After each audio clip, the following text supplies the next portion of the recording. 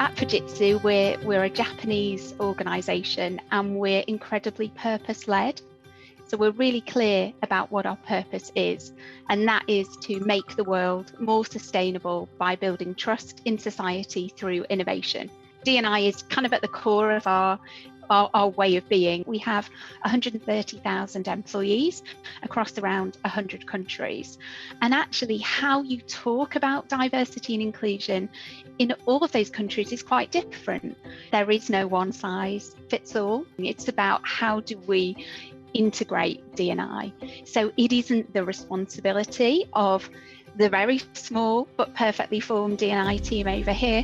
Actually, we build it into our leaders' incentives, we build it into how we develop our managers, we build it into everything that we do, so it becomes intrinsic. It's not an add-on that is just the responsibility of a core group of people.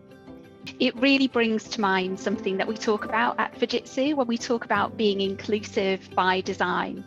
And what we mean by that is when we design training, when we design solutions, when we design technology that recognises diverse groups, we actually come up with better solutions. And for me, that's a brilliant example of where you've designed with diversity in mind, but actually it's developed great management practice beyond D&I.